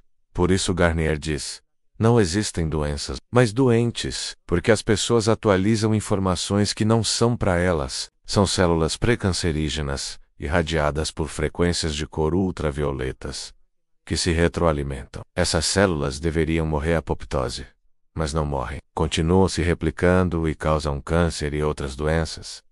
A única solução, segundo Garnier, é fazer bons adormecimentos, para que o duplo envie boas informações durante o dia. Mas mesmo assim, vamos morrer, pois aqui não temos o equilíbrio que existe no espaço do Criador. Lá, tudo é benevolência, tudo circula. Passado, presente e futuro, um circuito fechado de bem comum. O pensamento que você recebe não é só bom para você, mas para bilhões de outras criaturas. Por isso ninguém adoece lá. Aqui não. Aqui nossos pensamentos muitas vezes fazem mal a nós mesmos e aos outros. Portanto, adoecemos. Essa é a explicação segundo a teoria do desdobramento. Não de outro ponto de vista, Miguel Ângelo. Jean-Pierre falou algo sobre a paixão de Cristo. Por que ele teve que sofrer tanto na cruz? Sabe algo sobre isso? Sim. Curiosamente, ele disse, isso numa formação da qual participei, talvez tenha dito em outras também, e fiquei profundamente impactado, porque depois de estudar a teologia cristã, de ver inúmeros filmes sobre o sofrimento de Jesus, sofrendo os açoites, as torturas, e tudo mais, ele disse o seguinte: Jesus não sofreu dor na sua paixão. A razão que ele deu foi esta: como Jesus tinha um duplo no passado e outro no futuro, ele estava em perfeito equilíbrio em todos os segundos de sua existência, e por isso, não percebia dor, não sofria. E ele acrescentou: e vocês também poderiam não ter doenças, nem sentir dor, se tivessem um equilíbrio perfeito com o seu duplo e com os amigos do duplo no futuro. Mas claro, para isso seria preciso receber somente informações benevolentes, como Jesus recebia, o que é praticamente impossível. Mas essa é a hipótese: se os amigos do duplo sempre te mandassem informações benevolentes, e o duplo do passado fizesse a síntese corretamente, você estaria em equilíbrio perfeito e não sentiria dor, não morreria, suas células se renovariam a cada instante, exceto se te matassem fisicamente, claro, mas não por doença. Portanto, ele disse que Jesus não sofreu na paixão nem durante sua vida, porque estava sempre equilibrado com seus duplos no tempo. As informações benevolentes o protegiam do sofrimento e da dor. Aí surge uma pergunta: e a oração no Getsêmani, em que diz que ele suou sangue de tanta angústia? Ou quando chorou pela morte de Lázaro? Sim, os evangelhos dizem isso. Mas veja, uma coisa são os textos evangélicos, outra é o que diz a teoria do desdobramento. Há coisas que coincidem. Outras não. Como Judas, que nos evangelhos parece um traidor, mas na teoria do desdobramento é visto como o melhor amigo de Jesus. Ou Maria Madalena, por exemplo. Algumas coisas se encaixam, outras não. Quis trazer esse dado para os ouvintes saberem que, em uma formação, Jean-Pierre disse que Jesus não sofreu na paixão porque estava sempre em equilíbrio, com um duplo no passado e um duplo no futuro. Suas células sempre se renovando. E isso protegia de todo sofrimento, dor e até da morte, se não o tivessem matado. Certo? Bom, pelo menos que fique a ideia para que os ouvintes a conheçam, pode ser. concordar ou discordar, não coincide com o que diz o Evangelho sobre os açoites, os escarros, os golpes, o suor, a crucificação, os cravos. Uma coisa é a visão da paixão segundo os Evangelhos, e outra é a visão desde a teoria do desdobramento do espaço e do tempo. Por isso é preciso delimitar bem as duas coisas. Há pontos que coincidem e outros que não. Mas queria pelo menos que vocês conhecessem isso. A última dúvida que tenho, Miguel Ângelo, é sobre uma questão que você mencionou no início da entrevista, que é que o dia não é tão importante, que o importante é a noite, certo? Aqui quero te perguntar, já não do ponto de vista da teoria, mas como teólogo, sua opinião sobre esse tema. Importante o que fazemos durante o dia, porque creio que todos temos uma missão, outorgada por Deus, ou mesmo escolhida por nós, antes de virmos para cá. Então, queria te perguntar se você realmente acredita que não é tão importante o que fazemos durante o dia. E se for o caso, que me explique por que pensa assim, porque o que fazemos durante o dia tem consequências, certo? Bom, agora deixo de lado a teoria do desdobramento do espaço e do tempo. Deixo isso de lado, porque senão teria que repetir tudo que já disse antes. Explicar novamente o que já falei no início, então não entro na teoria onde Gardner diz que viemos para dormir e que o restante vitalmente não serve para nada. Deixo isso de lado momentaneamente porque já sabemos o que Gardner diz. Agora vou dizer o que eu penso. Para mim, sim, o dia é muito importante do ponto de vista humano, simplesmente. Sabe por quê? Porque para muitas pessoas, essa é a única realidade que conhecem, e não cogitam nenhuma outra. Não falo de religião, porque há pessoas que não creem em nada menos são ateus ou agnósticos. Então o único que tem é essa realidade. Não tem perspectiva de futuro. Sabem que quando isso acabar, vão morrer e desaparecer no nada. O nada, filosoficamente, o nada. Nasci, vou viver, vou crer e vou morrer. Isso dizem os ateus. Certo? Então para eles, o importante é este mundo, esta realidade, e se apegam a ela com todas as forças. Por isso querem viver o melhor possível aqui e triunfar aqui. Ter os melhores prazeres, as melhores oportunidades, etc. Já para os que têm esperança, uma transcendência, não apenas imanência, mas transcendência, menos sobretudo as religiões monoteístas, os muçulmanos também, talvez um pouco menos o judaísmo, mas especialmente o cristianismo, dão muito valor à encarnação. Por isso Deus se encarnou, se fez homem, porque valoriza muito este mundo e esta vida. Ele quer salvar esta realidade. Não é que esta realidade não importa menos, ele quer transformá-la e divinizá-la. Não apenas salvar o homem e a mulher, mas salvar toda a criação, todo o universo, todos os planetas, inclusive os animais. Quer salvar tudo o que ele criou, porque para ele tudo é bom. Quer infundir a glória do Espírito Santo e divinizar e transfigurar toda a criação. Por isso enviou seu Filho ao mundo, para salvar o que estava perdido. E, assim, divinizar toda a criação, divinizar o homem e a mulher, e tudo o que foi criado. Por isso este mundo tem muita importância, porque Deus se envolveu e desceu até. Ele, se não importasse, ele teria dito, bah, isso não é tão importante, salvo de outra maneira. Mas não. Ele se fez este mundo. Tornou carne menos carne humana, como a nossa carne física, tornou-se fraco. Um ser tido poderoso tornou-se um animal. Um mamífero limitou-se, de tal maneira. A carta aos Filipenses fala da kenosis, o esvaziamento de Deus. Kenosis é isso. O rebaixamento, o aniquilamento de Deus. Deus se aniquila em Jesus Cristo e se torna um de nós. Compartilha inclusive da lei, do pecado. Embora ele não tenha pecado, ele assume as consequências. O pecado o afeta por todos os lados.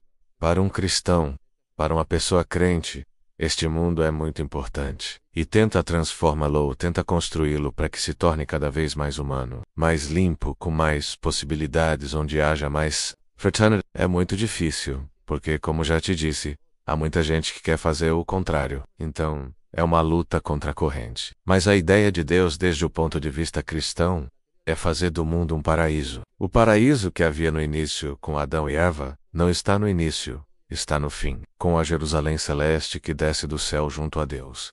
E aí está o verdadeiro paraíso terrestre, onde tudo será paz, harmonia, fraternidade, a cidade de Deus menos a Jerusalém celeste, reflete toda a criação transfigurada, montanhas, planetas, animais, nada se perderá. Tudo será transfigurado pela energia do Espírito Santo. Portanto, este mundo tem muita importância do ponto de vista humano e do ponto de vista cristão, e também do ponto de vista das religiões, sobretudo das monoteístas. Já os hinduístas, como acreditam na reencarnação, não se importam muito em voltar várias vezes. Se não for nesta vida, será na próxima ou na seguinte, mas isso é outra visão. Do ponto de vista teológico cristão, ou até do ponto de vista ateu, e também desde a teoria do desdobramento do tempo, é o que dissemos antes.